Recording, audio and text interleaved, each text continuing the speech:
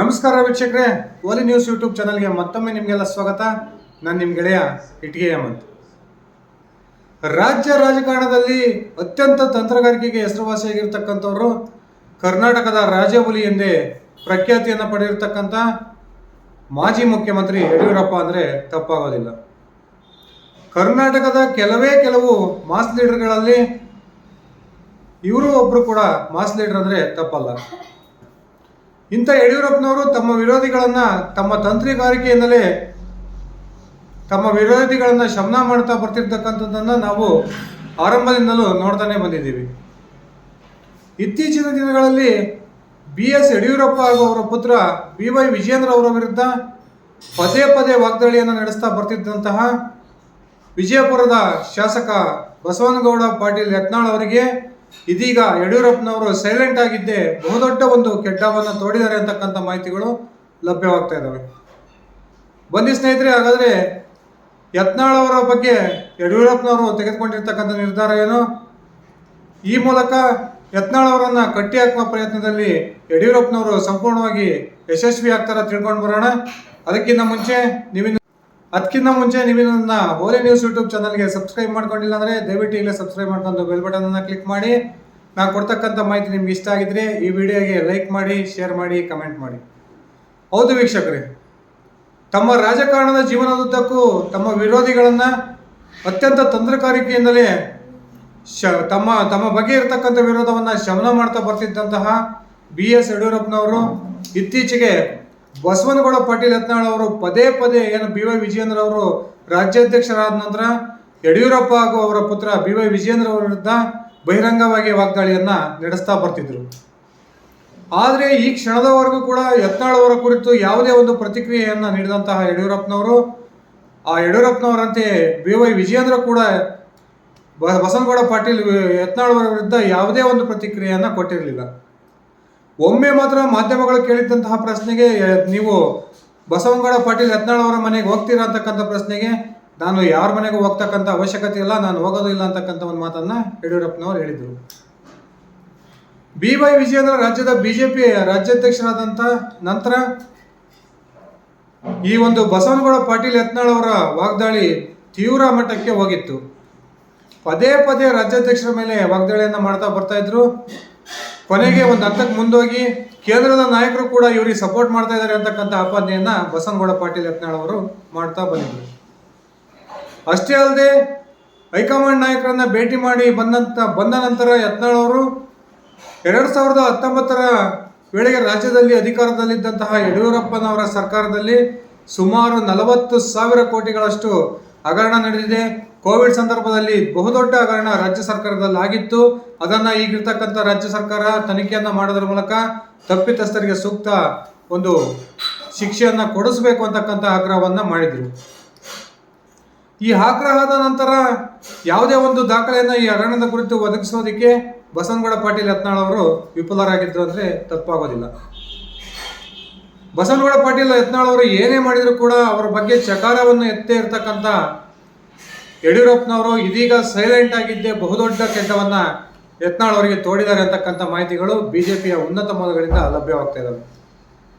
ಹೌದು ಸ್ನೇಹಿತರೆ, ಏನು ಮುಂದೊಂದು ದಿನ ತನ್ನ ಪುತ್ರ BY ವಿಜಯೇಂದ್ರ ಅವರಿಗೆ ಬಹುದೊಡ್ಡ ತಲೆನೋವಾಗಬಹುದು ಯತ್ನಾಳ್ ಅವರು ಅನ್ನೋದನ್ನ ಮನಗಂಡಿರ್ತಕ್ಕಂಥ ಯಡಿಯೂರಪ್ಪನವರು ಇದೀಗ ಬಸವನಗೌಡ ಪಾಟೀಲ್ ಯತ್ನಾಳ್ ಅವರನ್ನ ರಾಜ್ಯ ರಾಜಕಾರಣದಿಂದಲೇ ದೂರ ಮಾಡಬೇಕು ಅಂತಕ್ಕಂಥ ಒಂದು ಬಹುದೊಡ್ಡ ಪ್ಲಾನ್ ಅನ್ನ ಮಾಡ್ಕೊಂಡಿದ್ದಾರೆ. ಇದೀಗ ಕೇಂದ್ರ ನಾಯಕರ ಮೂಲಕ ಬಸವನಗೌಡ ಪಾಟೀಲ್ ಯತ್ನಾಳ್ ಅವರಿಗೆ ಒತ್ತಡವನ್ನು ಹಾಕಿಸಿ ಉತ್ತರ ಕರ್ನಾಟಕ ಭಾಗದ ಯಾವುದಾದ್ರೂ ಒಂದು ಲೋಕಸಭಾ ಕ್ಷೇತ್ರದ ಚುನಾವಣೆಗೆ ತಾವು ಸ್ಪರ್ಧಿಸಬೇಕು ಅಂತಕ್ಕಂಥ ಒಂದು ಡೈರೆಕ್ಷನ್ ಅನ್ನ ಕೊಡಿಸಿದ್ದಾರೆ ಅಂತಕ್ಕಂಥ ಮಾಹಿತಿಗಳು ಬರ್ತಾ ಇದ್ದಾವೆ. ಉತ್ತರ ಕರ್ನಾಟಕ ಭಾಗದ ಬಾಗಲಕೋಟೆ, ಬೆಳಗಾವಿ ಅಥವಾ ಚಿಕ್ಕೋಡಿ ಈ 3 ಲೋಕಸಭಾ ಕ್ಷೇತ್ರಗಳ ಪೈಕಿ ಒಂದು ಲೋಕಸಭಾ ಕ್ಷೇತ್ರದಿಂದ ಬಸವನಗೌಡ ಪಾಟೀಲ್ ಯತ್ನಾಳ್ ಅವರನ್ನ ಕಣಕ್ಕಿಳಿಸಬೇಕು ಅಂತಕ್ಕಂಥ ಚಿಂತನೆಯಲ್ಲಿ ಇದೀಗ ಭಾರತೀಯ ಜನತಾ ಪಕ್ಷದ ಹೈಕಮಾಂಡ್ ಇದೆ ಅಂತಕ್ಕಂಥ ಮಾಹಿತಿಗಳು ಬರ್ತಾ ಇದ್ದಾವೆ. ಏನು ಬಸವನಗೌಡ ಪಾಟೀಲ್ ಯತ್ನಾಳ್ ಅವರನ್ನ ರಾಜ್ಯ ರಾಜಕಾರಣದಿಂದ ದೂರ ಮಾಡಿ ಕೇಂದ್ರ ರಾಜಕಾರಣಕ್ಕೆ ಕಳಿಸಿದ್ರೆ BY ವಿಜಯೇಂದ್ರ ಅವರಿಗೆ ಇರ್ತಕ್ಕಂಥ ಒಂದು ಬಹುದೊಡ್ಡ ಒಂದು ಸಮಸ್ಯೆ ಬಗೆಹರಿಯುತ್ತೆ ಅಂತಕ್ಕಂಥ ಚಿಂತನೆ BS ಯಡಿಯೂರಪ್ಪನವರಿಗೆ ಬಂದಿದೆ ಅಂತಕ್ಕಂಥ ಮಾಹಿತಿಗಳು ಇದ್ದಾವೆ. ಇದೇ ಕಾರಣಕ್ಕೆ ಇದೀಗ ಹೈಕಮಾಂಡ್ನ ನಾಯಕರೊಂದಿಗೆ ಚರ್ಚೆ ಮಾಡಿರ್ತಕ್ಕಂಥ ಯಡಿಯೂರಪ್ಪನವರು ಬಸವನಗೌಡ ಪಾಟೀಲ್ ಯತ್ನಾಳ್ ಅವರನ್ನ ಲೋಕಸಭಾ ಚುನಾವಣಾ ಕಣಕ್ಕಿಳಿಬೇಕು ಅಂತಕ್ಕಂಥ ಒಂದು ನಿರ್ದೇಶನವನ್ನ ರಾಷ್ಟ್ರೀಯ ಬಿಜೆಪಿ ನಾಯಕರ ಮೂಲಕನೇ ಬಸವನಗೌಡ ಪಾಟೀಲ್ ಯತ್ನಾಳ್ ಅವರಿಗೆ ರವಾನಿಸಿದ್ದಾರೆ. ಇಷ್ಟು ದಿನ ನಾನು ಯಾವುದೇ ಕಾರಣಕ್ಕೂ ರಾಷ್ಟ್ರ ರಾಜಕಾರಣಕ್ಕೆ ಹೋಗೋದಿಲ್ಲ, ನನ್ನ ಗುರಿ ಏನಿದ್ರು ರಾಜ್ಯ ರಾಜಕಾರಣ ಅಂತಕ್ಕಂಥ ಮಾತನ್ನ ಹೇಳ್ತಿದ್ದಂತಹ ಬಸವನಗೌಡ ಪಾಟೀಲ್ ಯತ್ನಾಳ್ ಅವರು ಇದೀಗ ಬಿಜೆಪಿ ಹೈಕಮಾಂಡ್ ನಾಯಕರ ಒಂದು ಒತ್ತಡಕ್ಕೆ ಮಣಿದು ಬಾಗಲಕೋಟೆ ಲೋಕಸಭಾ ಕ್ಷೇತ್ರದಿಂದ ಚುನಾವಣೆಗೆ ಸ್ಪರ್ಧೆ ಮಾಡ್ತಾರೆ ಅಂತಕ್ಕಂಥ ಮಾತುಗಳು ಇದೀಗ ಕೇಳಿ ಬರ್ತಾ ಇದ್ದಾವೆ. ಬಸವನಗೌಡ ಪಾಟೀಲ್ ಯತ್ನಾಳ್ ಅವರು ಪದೇ ಪದೇ ಮುಖ್ಯಮಂತ್ರಿ ಯಡಿಯೂರಪ್ಪನವರು ಮುಖ್ಯಮಂತ್ರಿ ಆಗಿದ್ದಂಥ ಸಂದರ್ಭದಲ್ಲಿ ಒಂದು ಮಾತನ್ನು ಹೇಳ್ತಾ ಇದ್ರು, ನಾನು ಯಾವುದೇ ಕಾರಣಕ್ಕೂ ಯಡಿಯೂರಪ್ಪನವರನ್ನ ಹೋಗಿ ನಾನು ಮಂತ್ರಿ ಮಾಡಿ ಅಂತ ಕೇಳೋದಿಲ್ಲ, ನಾನು ವಾಜಪೇಯಿ ಸರ್ಕಾರದಲ್ಲಿ ಕೇಂದ್ರದಲ್ಲಿ ಮಂತ್ರಿ ಆಗಿದ್ದಂಥವನು, ಇವರು ಕೊಡ್ತಕ್ಕಂಥ ರಾಜ್ಯ ಸರ್ಕಾರದ ರಾಜ್ಯ ಮಂತ್ರಿ ಪಟ್ಟ ನನಗೆ ಬೇಕಾಗಿಲ್ಲ ಅಂತಕ್ಕಂಥ ಮಾತನ್ನ ಹೇಳಿದ್ರು. ಇದೇ ಮಾತನ್ನ ಇವತ್ತು ಸಾಧಿಸಿಕೊಟ್ಟಿರ್ತಕ್ಕಂಥ ಯಡಿಯೂರಪ್ಪನವರು ರಾಜ್ಯ ರಾಜಕಾರಣದಿಂದ ಯತ್ನಾಳ್ ಅವರನ್ನ ದೂರ ಮಾಡ್ತಕ್ಕಂಥ ಒಂದು ಪ್ಲಾನ್ ಅನ್ನ ಮಾಡಿ ಬಿಜೆಪಿ ಹೈಕಮಾಂಡ್ ನಾಯಕರ ಮೂಲಕ ಇದೀಗ ಯತ್ನಾಳ್ ಅವರನ್ನ ಮನವೊಲಿಸೋದ್ರಲ್ಲಿ ಬಹುತೇಕ ಯಶಸ್ವಿಯಾಗಿದ್ದಾರೆ ಅಂತಕ್ಕಂಥ ಒಂದು ಮಾತುಗಳು ಬಿಜೆಪಿ ವಲಯದಲ್ಲಿ ಕೇಳಿ ಬರ್ತಾ ಇದ್ದಾವೆ. ಈಗಾಗಲೇ ಪಿ ಸಿ ಗದ್ದಿಗೌಡ ಅವರು ಏನು ಪ್ರತಿನಿಧಿಸ್ತಾ ಇದ್ದಾರೆ ಬಾಗಲಕೋಟೆ ಲೋಕಸಭಾ ಕ್ಷೇತ್ರ, ಪಿ ಸಿ ಗದ್ದಿಗೌಡ ಅವರಿಗೆ ಈಗ ವಯಸ್ಸಿನ ಕಾರಣಕ್ಕೆ ಈ ಬಾರಿ ಬಿಜೆಪಿ ಟಿಕೆಟ್ ಅನ್ನು ನಿರಾಕರಿಸುತ್ತೆ ಅಂತಕ್ಕಂಥ ಮಾತುಗಳು ಕೇಳಿ ಬರ್ತಿರ್ತಕ್ಕಂಥ ಈ ಸಂದರ್ಭದಲ್ಲಿ ಬಿಜೆಪಿ ಹೈಕಮಾಂಡ್ ಇದೀಗ ಬಸವನಗೌಡ ಪಾಟೀಲ್ ಯತ್ನಾಳ್ ಅವರನ್ನ ಬಾಗಲಕೋಟೆ ಲೋಕಸಭಾ ಕ್ಷೇತ್ರದ ಚುನಾವಣೆಗೆ ಇಳಿಬೇಕು ಅಂತಕ್ಕಂಥ ನಿರ್ದೇಶನವನ್ನು ನೀಡಿದೆ. ಬಹುತೇಕ ಯತ್ನಾಳ್ ಅವರು ಕೂಡ ಕೇಂದ್ರ ನಾಯಕರ ಒತ್ತಡಕ್ಕೆ ಮಣಿದು ಲೋಕಸಭಾ ಚುನಾವಣೆಗೆ ಸ್ಪರ್ಧೆ ಮಾಡೋದಕ್ಕೆ ಒಪ್ಪಿದ್ದಾರೆ ಅಂತಕ್ಕಂಥ ಮಾತುಗಳು ಬರ್ತಾ ಇದ್ದಾವೆ. ರಾಜ್ಯ ರಾಜಕಾರಣದಲ್ಲಿ ಅತ್ಯಂತ ತಂತ್ರಗಾರಿಕೆಯಿಂದ ರಾಜಕಾರಣವನ್ನು ಮಾಡ್ತಿರ್ತಕ್ಕಂಥ ಒಬ್ಬ ರಾಜಕಾರಣಿ ಅಂದರೆ ಅದು ಯಡಿಯೂರಪ್ಪ ಅಂದರೆ ತಪ್ಪಾಗೋದಿಲ್ಲ ಸ್ನೇಹಿತರೆ. ತಮ್ಮ ವಿರೋಧಿಗಳನ್ನು ಯಾವ ರೀತಿಯ ತಂತ್ರವನ್ನು ಬಳಸಿ ಅಣಿಬೇಕು ಅಂತಕ್ಕಂಥದ್ದು ಯಡಿಯೂರಪ್ಪನವರಿಗೆ ಅತ್ಯಂತ ಉತ್ತಮವಾಗಿ ಗೊತ್ತಿದೆ. ಇದೀಗ ತಮ್ಮ ಹಾಗೂ ತಮ್ಮ ಪುತ್ರನ ರಾಜಕೀಯ ವಿರೋಧಿಯಾಗಿರ್ತಕ್ಕಂಥ ಬಸವನಗೌಡ ಪಾಟೀಲ್ ಯತ್ನಾಳ್ ಅವರನ್ನ ಕಟ್ಟಾಕುವ ಒಂದು ಪ್ರಯತ್ನದಲ್ಲಿ ಬಹುತೇಕ ಬಿ ಎಸ್ ಯಡಿಯೂರಪ್ಪನವರು ಯಶಸ್ವಿಯಾಗಿದ್ದಾರೆ ಅಂತಕ್ಕಂಥ ಒಂದು ಮಾತುಗಳೇನು ಬಿಜೆಪಿ ವಲಯದಿಂದಲೇ ಕೇಳಿ ಬರ್ತಾ ಇದ್ದಾವೆ. ಒಂದು ವೇಳೆ ಬಾಗಲಕೋಟೆ ಲೋಕಸಭಾ ಕ್ಷೇತ್ರದಿಂದ ಬಸವನಗೌಡ ಪಾಟೀಲ್ ಯತ್ನಾಳ್ ಅವರು ಸ್ಪರ್ಧೆ ಮಾಡಿದ್ದೇ ಆದರೆ ಅವರು ರಾಜ್ಯ ರಾಜಕಾರಣದಿಂದ ದೂರಾಗಿ ಕೇಂದ್ರದ ರಾಜಕಾರಣದತ್ತ ವಲಸೆ ಹೋಗ್ತಾರೆ. ಅವಾಗ ಇಲ್ಲಿರ್ತಕ್ಕಂಥ ಒಂದು ದೊಡ್ಡ ಸಮಸ್ಯೆ ವಿಜೇಂದ್ರ ಅವರ ಪಾಲಿಗೆ ಇಲ್ದಂತೆ ಆಗುತ್ತೆ ಅಂತಕ್ಕಂಥದ್ದು ಇದೀಗ ರಾಜಕೀಯ ವಿಶ್ಲೇಷಕರ ಒಂದು ವಿಶ್ಲೇಷಣೆ ಆಗಿದೆ ಸ್ನೇಹಿತರೆ. ಇದು ಕಾದ್ ನೋಡೋಣ ಸ್ನೇಹಿತರೆ. ಬಸವನಗೌಡ ಪಾಟೀಲ್ ಯತ್ನಾಳ್ ಅವರು ಖಂಡಿತವಾಗ್ಲೂ ಲೋಕಸಭಾ ಚುನಾವಣೆಗೆ ಸ್ಪರ್ಧೆ ಮಾಡ್ತಾರ.